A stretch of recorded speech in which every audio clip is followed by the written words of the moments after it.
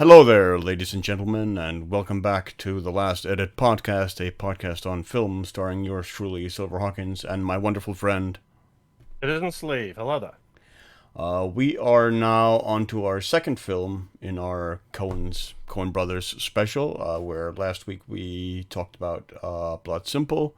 This week we are going to talk about a quite a departure from Blood Simple, which is their zany madcap comedy Raising Arizona, starring Nicolas Cage and Holly Hunter in the two leading roles. This is a movie that is basically about a habitual delinquent or recidivist criminal called H.R. McDonough, and a police officer named Edwina who fall in love. Like, they have a ritual where McDonough gets caught for robbing convenience stores, goes through booking, and Edwina is the police officer who processes him, and they get to know each other. They start a relationship, become engaged, and get married. But unfortunately, as much as Edwina wants to have kids, it turns out she cannot have kids.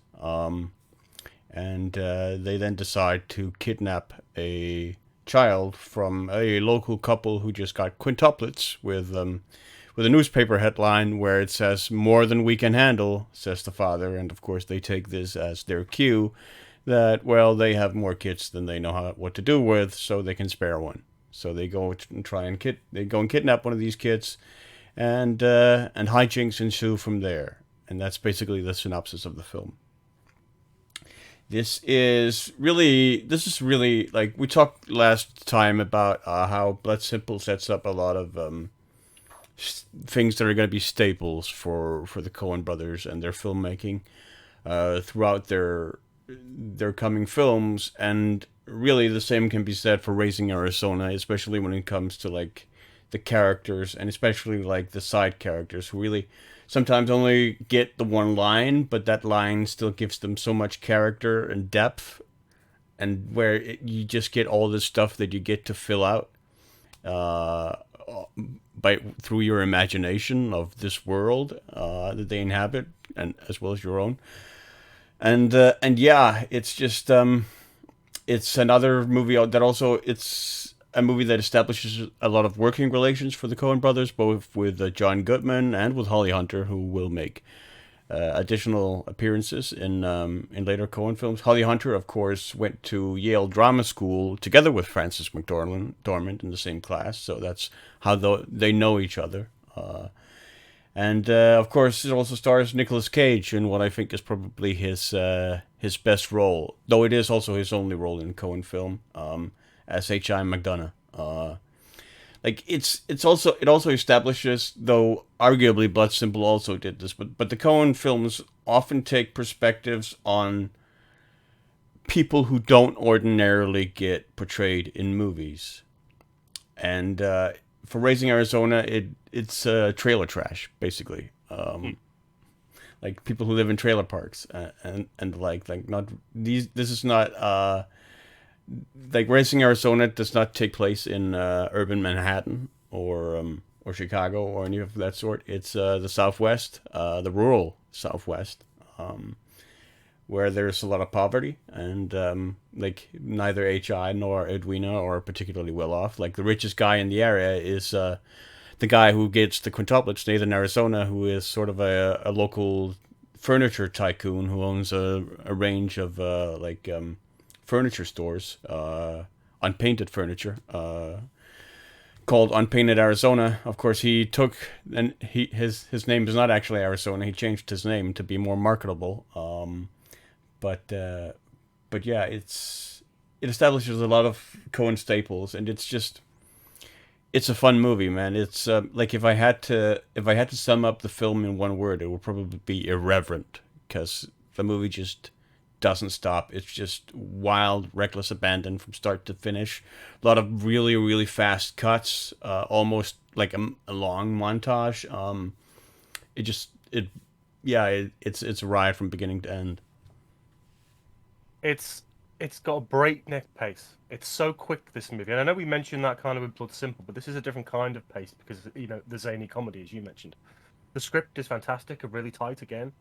One thing I find with the Coens in particular is that the dialogue is it's incredibly naturalistic at times, but it's also snappy, snappy, snappy. It reminds me of films from the 1940s and 50s Yeah. rather than something that you'd see in modern cinema. But the standout thing in this film for me are the performances. Everything else is great. We know that with Coens, you kind of know what you're getting, and the great panoramas again of Texas, the Southwest are amazing. Well, The Arizona color in work, this case, yeah. Arizona, sorry. Come on, it's in the title, Steve. But it looks beautiful. It looks amazing. The shots, as you said, are constructed well again. The editing is really snappy and quick. But the performances are golden, man. Like, not only do you have Edwina and HI, you've got Nick Cage, and as you said, one of his most perfect roles. Surprises me that he wasn't in any other, or isn't in any other Coen Brothers films, because he's the kind of actor that I think would suit a lot of the comedic work. But obviously, they've got their own wonderful cast that obviously goes with them a lot. Holly Hunter's great in this. Has this kind of steadfast, I want to be a mother, brooding mother Yeah, who whose can't have children. biological clock is in the red. Oh yeah, massively, tipping over now Yeah. and again. And then, as you said, the peripheral characters, John Goodman and William Forsythe, who play these delinquent brothers who break out of jail in what can only be the antithesis of the Shawshank Escape, which is just hilarious to watch. They're great in it. They're absolutely hilarious. And John Goodman, oh man, you could see why the Coens have worked with him so much. He's such a fantastic actor. I think one that really stood out for me was Frances McDormand returning, but as Dot this time. This overzealous, overhyped, constantly talking mother of I don't know how many bloody kids, Yeah. trying to give Edwina and HI advice all the time. That scene is great. But she plays such the opposite to what she does in Blood Simple. Blood Simple is far more reserved, shy, a much more subtle performance. This is not. This is No. over Yeah. the top. This is, as you said, zany. This is a really crazy kind of cool character to adopt, and I think they work really well. I also think Murray as the salesman is very good as well. We don't really see his wife that much in the film, No. kind of Yeah. now and again. But he's great. He is the absolute epitome of what you would expect a kind of southern western salesman to be. He fits that role marvelously. I mean, one of the best films, one of the best scenes in the film is when Edwina and HI have kidnapped Nathan Jr., one of his sons. Like police and FBI are at his home, and they're basically just making an enormous mess because everyone's there, sort of just running around, not doing much of anything of use. And like the dialogue in that scene is really snappy, really solid, really funny, and yeah, and the way he delivers it all is just really, as Nathan Arizona is just really, really solid. Yeah. I love that scene where, yeah, as you said, where he kidnaps the baby. The five children, all with their names above. One's Nathan Julia, but the other one's like Gary, Barry, Larry, and something else. Yeah, So- Harry, so Larry, fun- Gary, and Barry. Yeah. Harry, there we go. That's the other one. So funny, and he's just looking around. He looks around the room and he's realizing how difficult this is going to be before he's even taken the baby. Everything's everywhere. Babies climbing up the walls, out of cots, all over the place. And suddenly the realization of what he's gotten himself into dawns on him.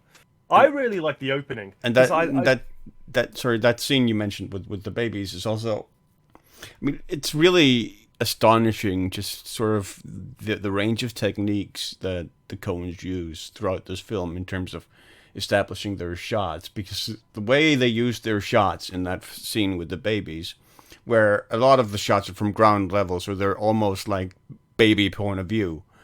Yeah. Like it just works, especially with like with the set design, with the way that nursery is like set up with both with the wallpaper, the blue carpet, like the way all of it just works, and then together with the musical score as well, it's just perfection. Like, and it's so weird because there's so much Coen stuff that would seem off kilter or inappropriate in other films, whereas here it just feels like it just fits in naturally. It feels natural. It does. It does. I think all the pieces of this film work well. I don't think there's any weak link necessarily. Perhaps the guy on the motorbike who's sent after maybe is a little bit odd, perhaps, but it still works within the confines of that structure. But I love the opening. I love when he's constantly being brought before Holly Hunter's and you get character Edwina. And you get the like the yodeling theme for Raising Arizona, which is just like perfection for that film. Yeah. Like for that zany, like madcap. HI is constantly coming up with different kind of chat up lines each time, and then the final time, Holly Hunter's Edwina is obviously in tears, and he's like, "It'll be fine, don't even worry, I'll come and get you, you'll be mine." And then obviously when he's released the next time, that's when they get together. The whole structure of that sequence is marvelous. The way it's balanced, the way it's timed, the script, it all works, it all clicks. And as you said, I think you're right in saying that this is almost a series of montages. This film doesn't slow down. This isn't a film which has a ponderous moment. It's very clearly sections of almost montage-like sequences, and it drives the film really quickly. When we got to an hour in last night, I was like, have we watched an hour? Jesus. Because it just 100 miles an hour, and it never slows down, which it's a great for a comedy to have that. Because I think when comedy have lulls sometimes, unless it's supposed to be a really poignant moment for a reason, it slows everything down, and that can take away from the impact of the comedy. Yeah, I agree. It doesn't. It's another Coen film that really does. I mean, its runtime isn't long, like much like Blood Simple, but it doesn't feel it at all. Like it's much like Blood Simple. You sit down and you watch it, and all of a sudden it's over. It just takes you for a ride while it lasts. It is. I mean, that is probably like it is the most joyous film, I would say, in the entire Coen library. It's a film that really sort of marks full of actual like irreverent joy. Just like everything has this mark of like sincerity and I struggle to find the appropriate word for it, but like earnestness probably. The characters are honest, really... even though they've stolen a baby in this weird situation they're in. It feels like that. Yeah, and even though you have characters who are basically ne'er-do-wells, like John Goodman and William Forsythe's characters, they're really sweethearts. At heart as well.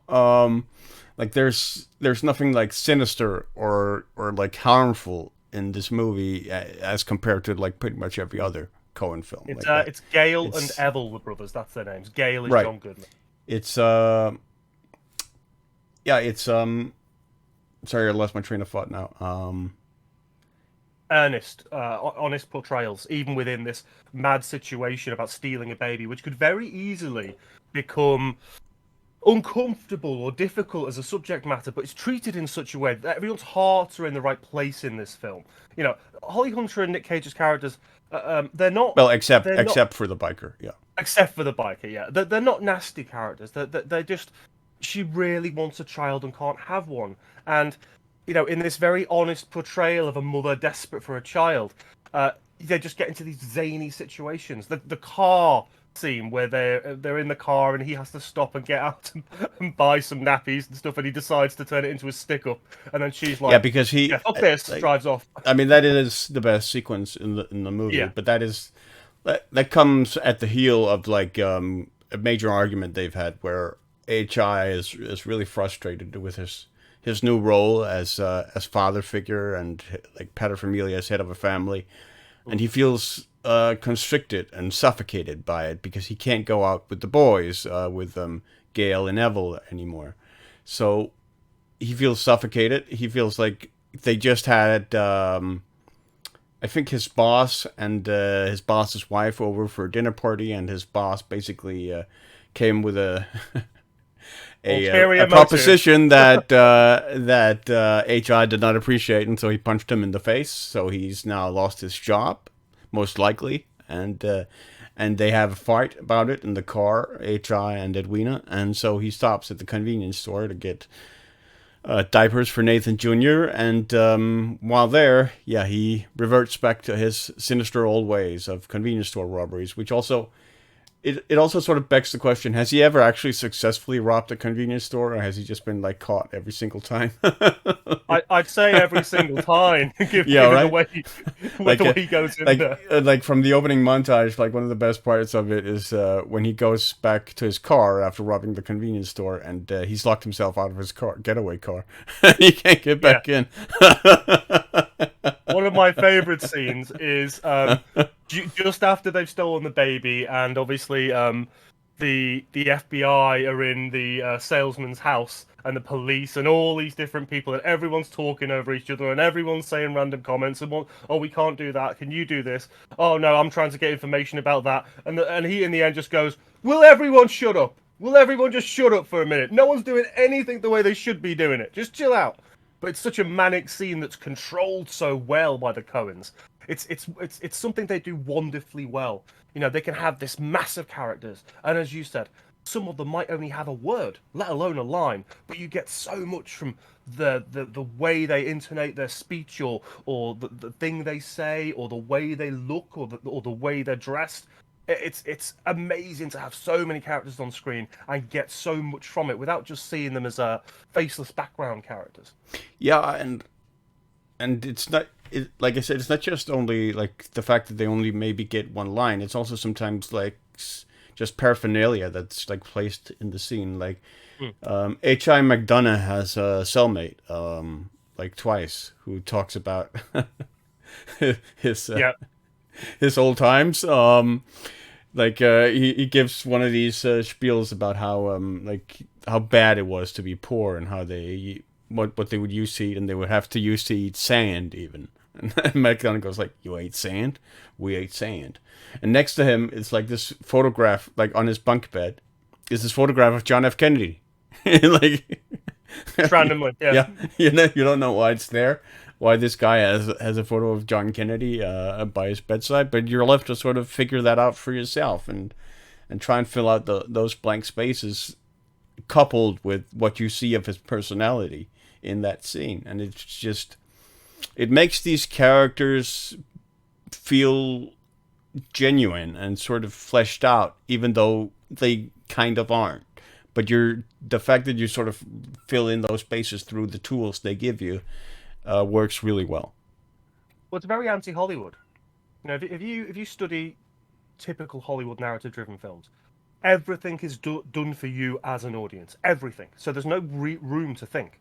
Everything is presented to you. All the information you need.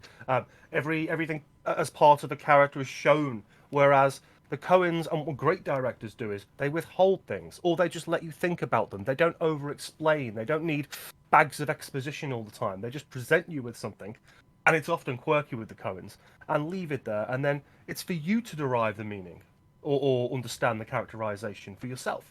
And I think that's a beautiful thing in film, because sometimes you're given so much information, or thrown at you, and it's so obvious that it can make films quite trite to watch. And this is certainly not trite. No, it definitely is not. Like there's another visual element in their presentation is they're very fond of blinds. Like they use them heavily as a visual motif in Blood Simple as well, and they use them a couple of times even in Raising Arizona too. Like there's a scene where Edwina basically sings a song that like melodically is very beautiful, but in terms of the actual lyrics, it's an old folk song. I forget the name of it, but it's very very sinister about a man basically getting the death penalty and getting hung for murdering a woman, from what I remember. Yeah. And she's basically singing that to Nathan Jr. As SHI is standing there by the blinds, peering through them. Like that's a visual motif that's often carried through the Coen films from Blood Simple and on through. Even I believe Fargo has a couple of those scenes as well, as does Man Who Wasn't There and other films. So that's another sort of central tenet. And I mean, we touched briefly on the music, but the music is very much sort of anti-Hollywood as well. Like it's very it's very breakneck, much like the film, like just banjo, very heavy on the banjo. Massive banjo, yeah. And it like the movie itself, it's very very joyous. Like the banjo coupled with the yodeling just works in a way that feels like it. Like we talked about the best sequence in the movie, which is when HI we didn't go in depth with it, which we probably should, but it's when HI goes to rob the convenience store for the Huggy diapers, and the convenience store clerk is taking his sweet time getting the money to HI, and so Edwina basically takes off and leaves HI there in the lurch as he's trying to make his getaway with the money. And the convenience store then brings out his giant 44 caliber Magnum and tries to his darndest to shoot HI as do the police officers that arrive. And a merry chase ensues. That's really where, again, it just shows how good the Coens are at editing. Not only like in terms of like writing the script, but in terms of the actual editing process. Because the way it intercuts between these different sections of the chase, where you have the dog, like he runs through a yard, gets chased by a dog, which eventually breaks its chain, and then that dog then runs past other dogs that pick up the chase with it, and then pretty soon there's like a full pack of dogs. Then you have the police officer, you have Edwina changing her mind to come back after to get HI, and all of these are like crisscross each other, like in a classic Warner Brothers cartoon where you have the chase with the hallway with the doors, where everyone is switching in between the different doors all the time. It's very much in that vein. It's just the way it works. You're able to follow it along, even though they constantly like crisscross across each other. And the results are absolutely hilarious, especially because the whole sequence basically culminates in HI getting picked up by Edwina. And then Edwina and HI he had to drop the Huggies as he was being chased, because they basically were shot out of his arm. And as him and Edwina are then having like a full scale argument in the car, like HI will just like very calmly sort of interject, "Please turn right here, turn left here, Yeah. turn right here." And then he has the full, like, he knows the area so well that he knows exactly where the Huggies are, and it's then revealed that they come up on the exact location of the Huggies, and he's able to pick them up from the road as they drive on past. And it just, yeah, that whole sequence is just a work of perfection. And that, like, it also has like probably my favorite line in the movie, which is when HI gets a guy to pull over. Of course, he has a nylon stocking over his head as his mask for the convenience store robbery. And so he pulls over the car, and the guy, the driver of the car, basically looks at him and goes, "Son, you got a panty on your head." Like, just the dry, deadpan delivery of that line. It's just absolutely amazing. I mean, it's perfection right there. And then, of course, they get chased in that guy's car. His front windshield gets shot out. So when he makes a hard break, HI goes flying out the windowless front window, and then a merry chase ensues through a house, which is also shot with like a chasing a chasing kind of hand cam, shaky cam. It kind of feels almost like an episode of Cops. Yeah, it's just that whole sequence is just a masterpiece. The cross-cutting, as you said, is so Warner Brothers. So Warner Brothers Yeah. cartoon. It's beautifully executed. And to go back to your point about the blinds as well, blinds are usually a device that we would use for something like a prison metaphor. That's the most obvious use for it. Loads of films do that. But what the Coens do as well is, depending on how the blinds are being used or looked through, or how closed or open they are, they can reflect mental states. They can be such an incredibly potent visual device to assert something from a character's point of view, or to assert this, like I said, notion of prison metaphor. I also like the moment when he flies out of that car and lands and stands up. He just turns to the driver, HI, and goes, "Thanks." that carries on. I think that's absolutely blinding. And as you said, there's that Raimi moment as well, which we saw in Blood Simple, the steady cam as it moves forward. I just love that technique. And it's interesting that the Coens you don't use it very often. It's not overused. Might just be one or two sequences here and there, but it fits in with the pace of the two films that we've seen so far as well, which is great. I I, I want to talk about the brothers. I want to talk about Gail and Lavelle. Goodman and Forsythe, because when they steal the baby and go on their own little sojourn to rob a bank, it's just it's one of the funniest moments in the film because Yeah, I every mean time they stop, they they forget the baby. I mean, it's kind of right in front of them because you get the feeling that, like, at one point they watch on the news that somebody's kidnapped one of the Arizona quintuplets, Yeah, and and you kind of figure that it's gonna light a bulb in their heads, but no, they don't no, catch on. no. They only catch on when HI's boss comes back after HI broke his nose. And starts yelling about how he's seen through it. He knows that their son is H.I. and Edwina's new son is Nathan Jr., and he's going to collect on their reward and whatnot. And then he drives off.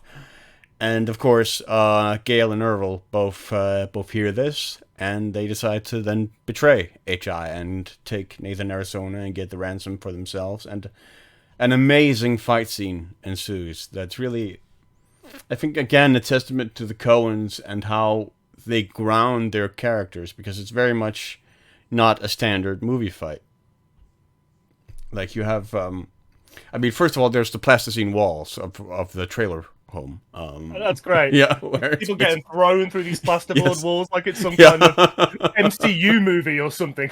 Yeah, like characters have superpowers. And then you have the golden scene where HI basically gut punches Gale, and Gale sort of hobbles over, and then he's about to like give him the knockout punch, and he brings his hands up, but of course the ceiling isn't very high in a trailer home, and so he scrapes his knuckles on the ceiling, and of course, like, trailer home ceilings tend to have these like, not kind of tiny knobs or almost like sharp pebbles or whatever you want to call it, and like, he scrapes his knuckles on him and goes, ah, and that scene is just so relatable, and it just grounds that fight in believability and relatability and humanity, and that is what the Coens do so well.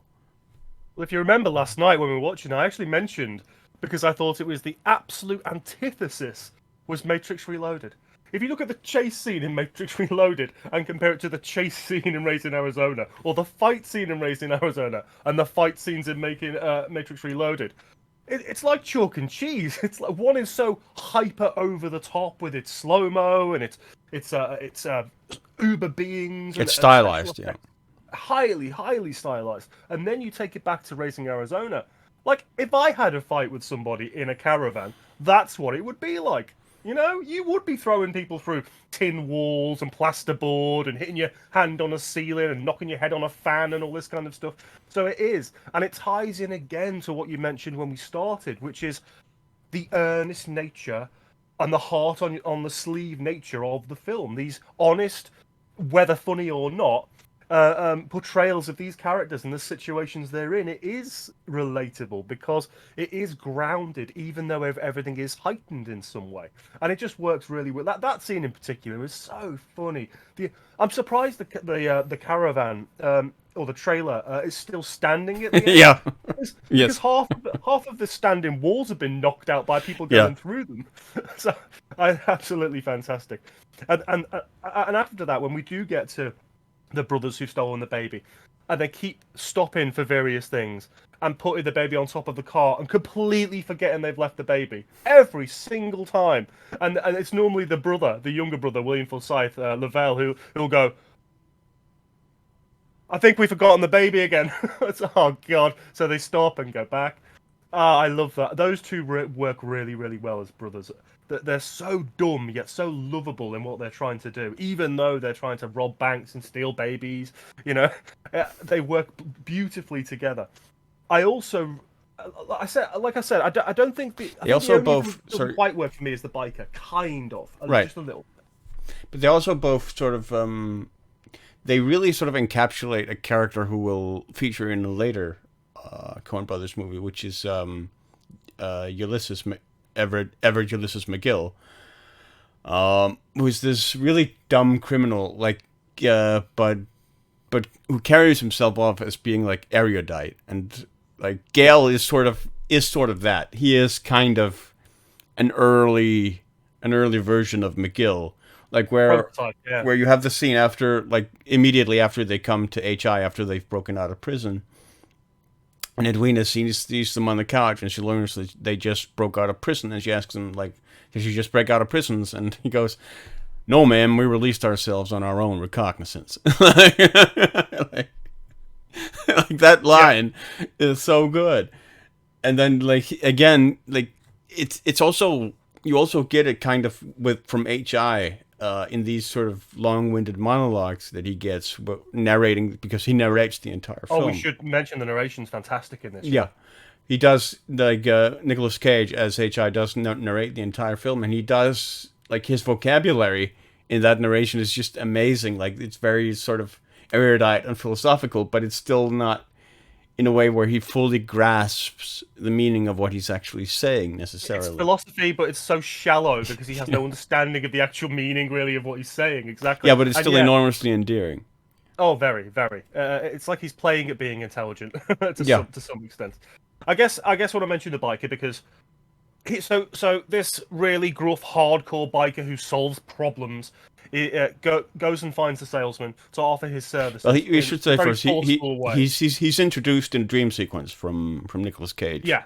Where he dreams about him, where he annihilates a bunny rabbit with a hand grenade, shoots a newt or like a lizard with a shotgun.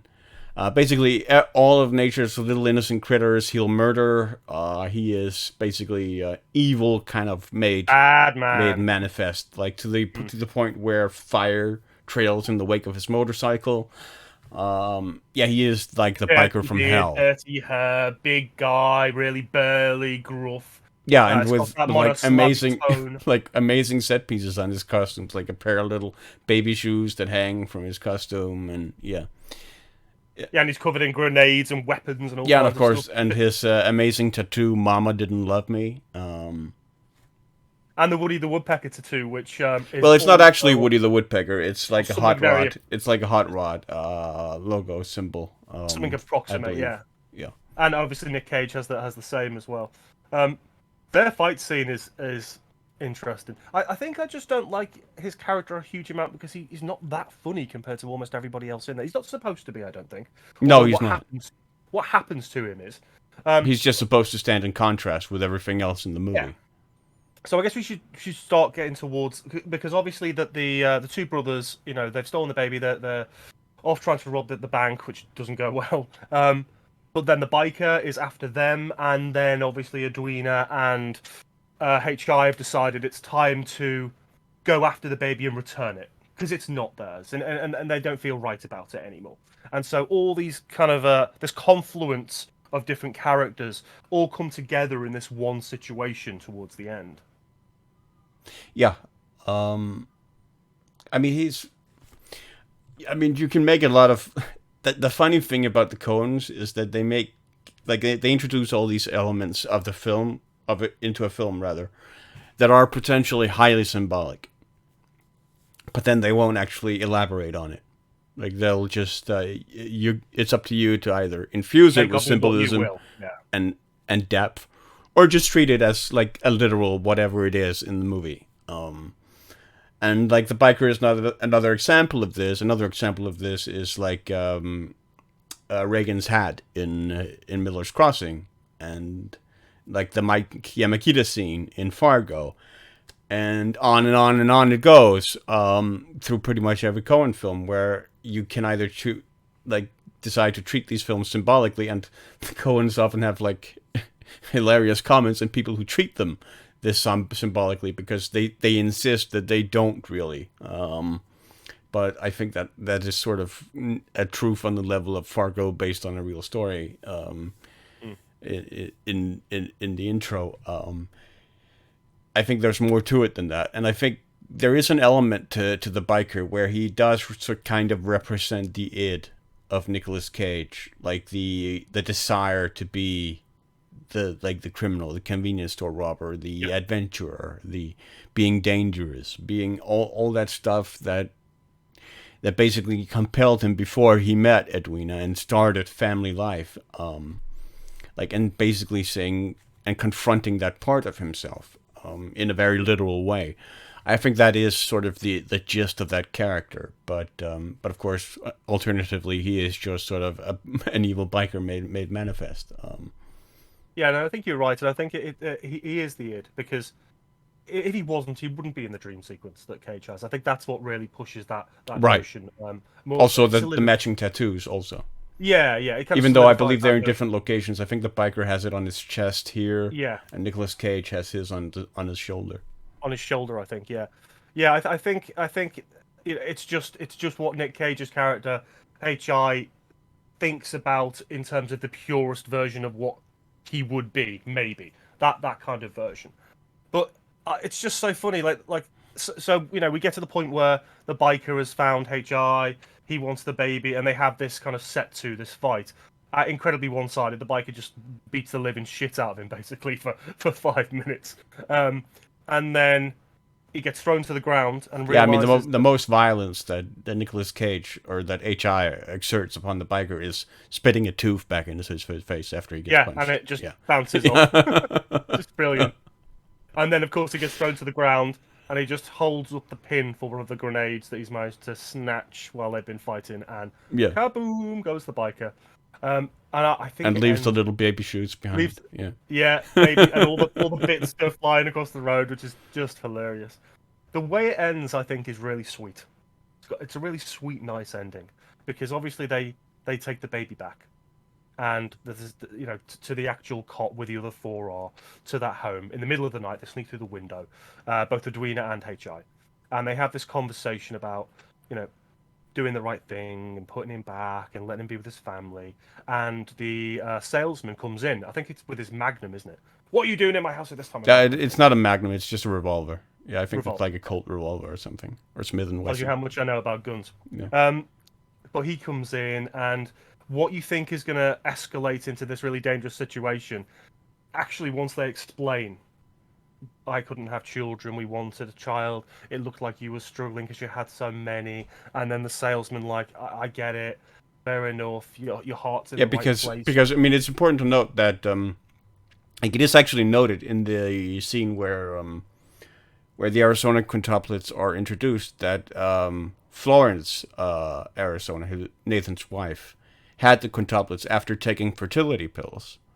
So they've had issues conceiving as well, and then, as Nathan says, it caught up with them with a vengeance, because all of a sudden they're stuck with quintuplets, which is really, I mean, it's a really touching scene, because that he connects with them on that human level, where he goes like, I mean, you came back with you brought me back my son. That tells me that you're not actually like rotten people.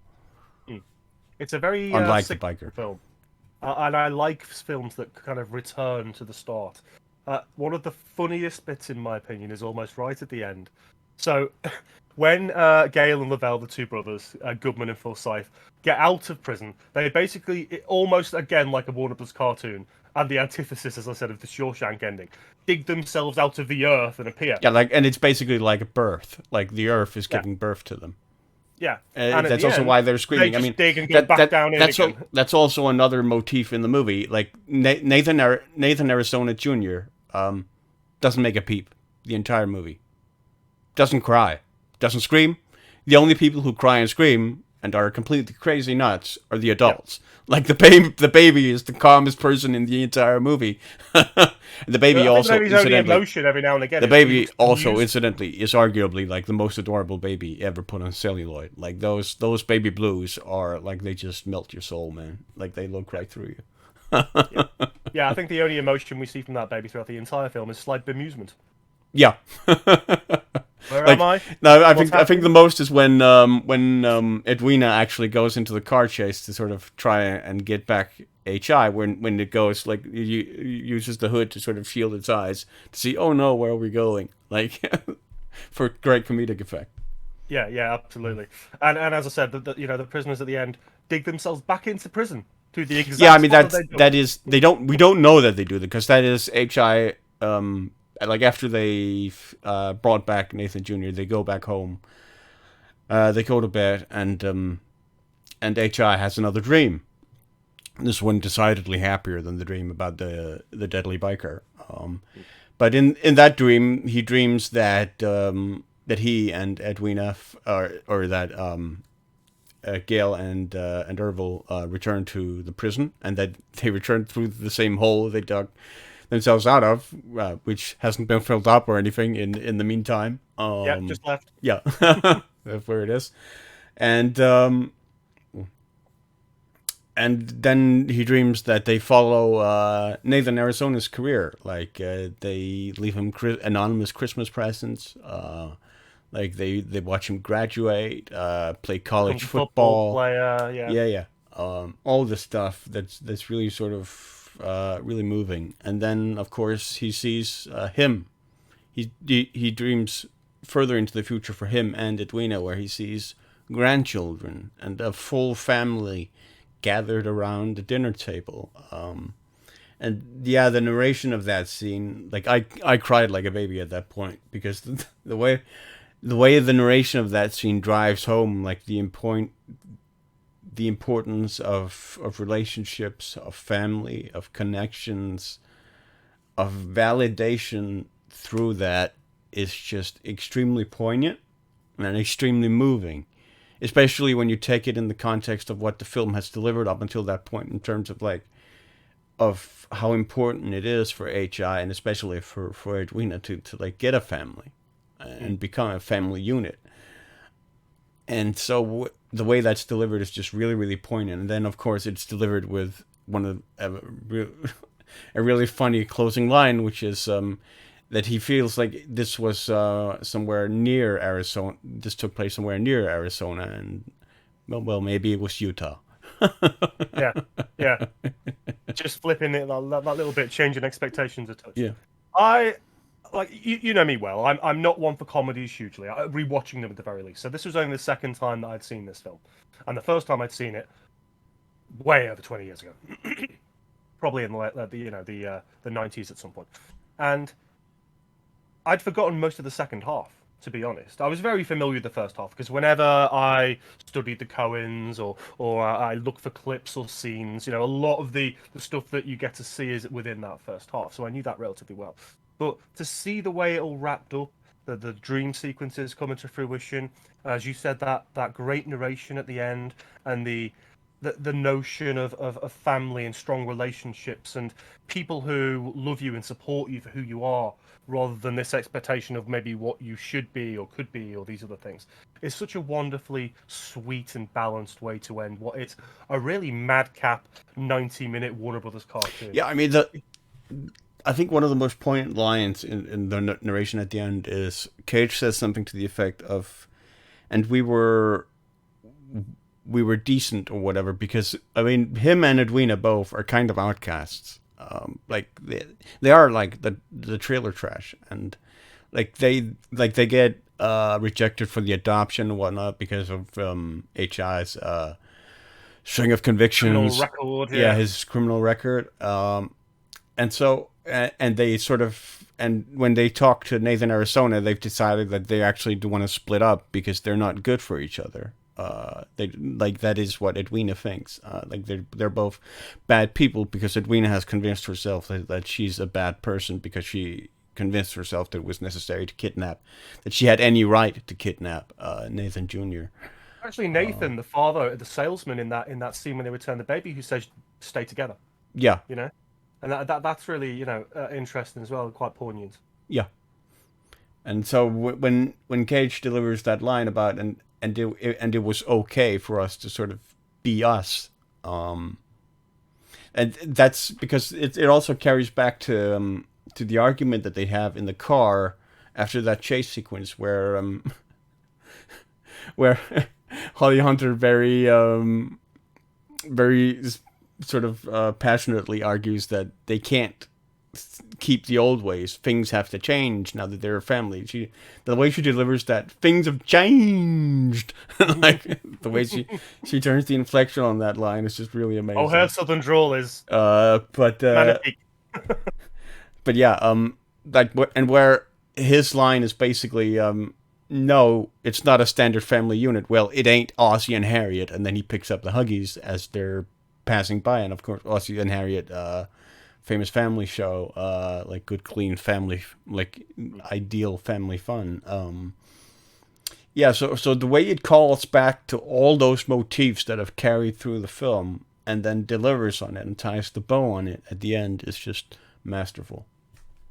Just when you encapsulate it right down, it's a film about being okay to be a misfit, being okay to be an outcast, being okay to be different, and being, to be okay in your own skin and to not worry about it. Yeah, and the importance of of appreciating human relations, like appreciating humanity, like the humanity in each of us, like. Because I mean, the film doesn't. I mean, it does to an extent celebrate family and child having children and whatnot, but it also sort of shows the downside of that through Dot and Glenn, whose kids are not exactly no an advertisement for getting children and raising is what they are. And raising family.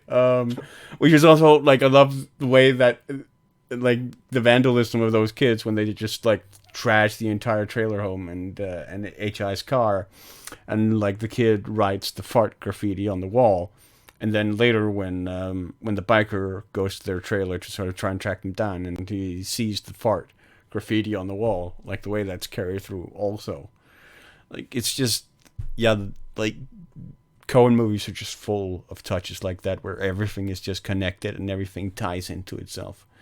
It's yeah, I love it. It's a testament to how wonderfully eclectic the Coens are as filmmakers. We start For sure. Their first feature is this very dark, very horror-esque thriller, and their second feature is a madcap zany romp. You know? And then next, obviously, Miller's Crossing. But as I mentioned before, I'll put that in the link below, in the description below, because we've done that already. And then Barton Fink, gangster movies. It's such a, and then obviously throughout their career, they just keep changing and flipping and dropping back into. Well, I mean, Barton Fink is not a gangster movie. That's only Miller's Crossing. Miller's Crossing, yeah. I just. Barton Fink is kind of. That's another one of those like. Like whatever it's so hard to sort of genre define Coen films. It is. Because they so often they break beyond it. Yeah. Yeah, and they are sort of unique in and on to themselves. And Barton Fink is very much in that vein. Like it is a movie about a writer having to write a wrestler motion picture for Hollywood. Yeah. I'm really bloody struggling with it. Yeah, as I suspect a lot of people would with that subject Goodman matter. Turturro in that film. I mean, obviously we'll get to it next week, but they're fantastic, absolutely fantastic. So yeah, I really enjoyed it. I laughed my ass off. I honestly didn't know whether I would, because it had been such a long time, and but I did. I laughed at almost everything in the film. The performances are absolutely magnificent. The Coens once again provide such an amazing script, wonderful editing. They've they've got such a knack for shot composition, their use of visual metaphors. It's just a really bloody good laugh, and I'd highly recommend sitting down with a group of mates and just having a chilled night and sticking it on. It's a breeze to watch. It's gone before you know it, and almost every element will have you grinning from ear to ear. Yeah, and it is like, and it is an especially solid movie for like a family movie. It is probably the most family friendly of the entire Coen pantheon. Like the only person who's killed or really harmed in the movie. Well, no, I mean Glenn is kind of harmed with the broken nose, but but it's only really the biker who's the biker is killed, but in a very cartoony fashion. There's no sinister violence or anything. No, you could watch this with a mid-teenager and be absolutely fine. Yeah.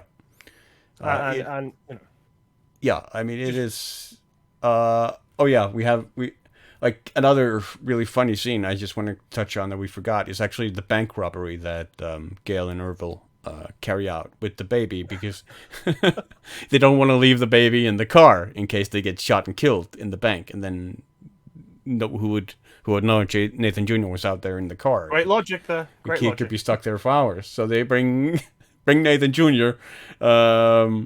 It is like a baby chair to the bank robbery, and then Gail goes, "Freeze and get down on the ground." And there's this old man who says, "Well, which one is it, son? Do you want me to freeze or do you want me to get down on the ground?"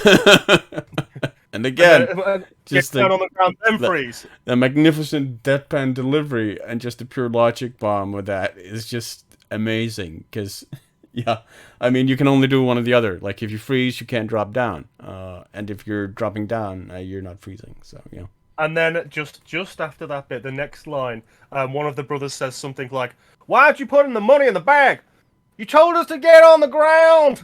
No. He goes he goes. Gail goes in a panic because he can't see, like, the tellers behind the counter are all gone because he can't see them. So we're like, where are the tellers? Where are the tellers? And they're all on the ground. Yeah. It's, again, just breaking that simple logic. Then they put the paint explosive in with the money. And when they hand them the bags of money and they go back out, and then they realize that they've left Nathan Jr. behind again. And then at that moment is when, in sheer comedy perfection, the paint explosive goes off in the car, and it's just the amazing scene. Blue Man Group again, it's again the humanity of it, because like you have John Goodman trying to wipe the paint off the windscreen. And just failing because he can't see shit. And like if you've ever like driven in the winter with no like central heating in your car, and you've tried to sort of wipe the condensation of moisture away from the windscreen, you kind of know. All you do is move it around a bit. That's it. Yeah, it's not coming off. It's just moving it around to different locations ever so slightly. Like it's just it's hilarious. It's a spot on comedy, and I can't recommend it enough. As I said, I'm really enjoying going from the very start of the the Coen's filmography, because we've seen them all pretty much anyway over the years, but you get a real sense of their journey as filmmakers and how ever more competent, interesting, and dynamic they become throughout the back catalogue of their films. And this is just an offbeat, zany madhouse of a comedy. Yeah, but one with a lot of really genuine heart and affection, and it's a movie I'm very fond of for those reasons. Like it will always put a smile on your face, and maybe even like with me, a couple of tears at the end as well. Yeah, it's got a lot of pathos and a lot of heart, yeah, which a lot of comedies don't, unfortunately. Right, well, I highly recommend it. We obviously both do. And the next film we'll be moving on to, although not next in the filmography, is Barton Fink, and that'll be next week.